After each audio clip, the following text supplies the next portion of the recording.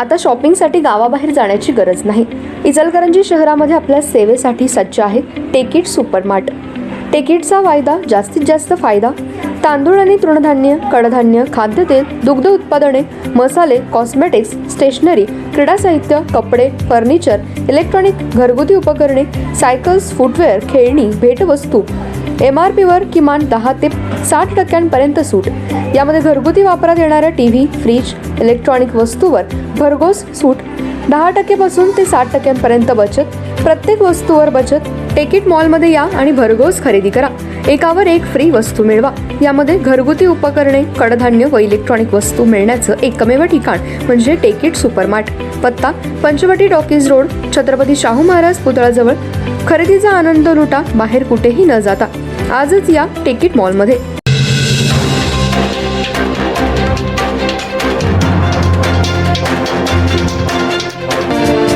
नमस्कार, मी तेजस्विनी मगदूम। एम मराठीमध्ये आपल्या सर्वांचं स्वागत आहे। पाहूया ठळक घडामोडी।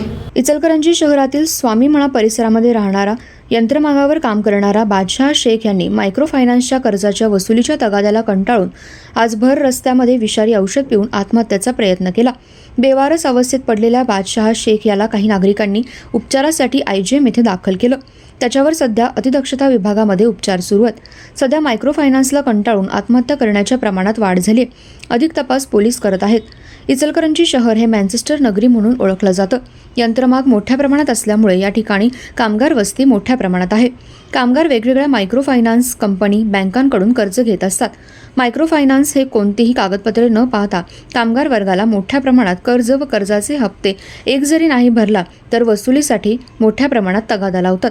घरातील महिलांना अर्वाच्य भाषेमध्ये बोलतात। कर्जाचा हप्ता जर नाही भरला तर तुझ्या बायकोला उचलून नेऊ अशी धमकी वसुली अधिकारी देतात। सध्या इचलकरंजी शहरासह ग्रामीण भागामध्ये मायक्रो फायनान्स कंपनी, बचत गट महिलांना मायक्रो फायनान्सच्या माध्यमातून मोठी कर्ज दिली जातात।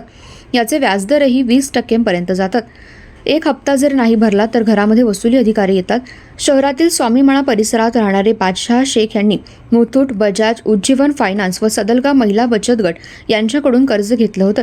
काही हप्ता थकल्यामुळे सर्वच मायक्रो फायनान्स अधिकाऱ्यांनी वसुलीचा तगादा लावला होता। शेख याला बायको व 2 लहान मुले आहेत। जर पैसे नाही भरले तर तुझ्या बायकोला उचलून घेऊन जाईन व ऑफिसमध्ये बसवीन अशी धमकीचा फोनही काही मायक्रो फायनान्स कंपन्यांनी केला होता।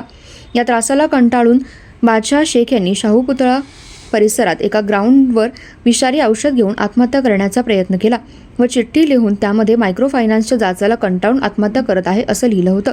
काही नागरिकांनी एक युवक पडला आहे याची माहिती पोलिसांना दिली व काही सुजाण नागरिकांनी बादशाह शेख याला उपचारासाठी इंदिरा गांधी रुग्णालयात दाखल केलं। त्याच्यावर सध्या अतिदक्षता विभागामध्ये उपचार सुरू आहेत। त्याच्या परिवाराला याची माहिती मिळताच त्याची आई, सासू व भावाने रुग्णालयाबाहेर आक्रोश केला होता। माझ्या भावाला न्याय द्या व मायक्रो फायनान्स कंपनीच्या जाचातून सोडवावे अशी मागणी त्यांनी केली। या घटनेची नोंद पोलिसांमध्ये रात्री उशिरा सुरू होती।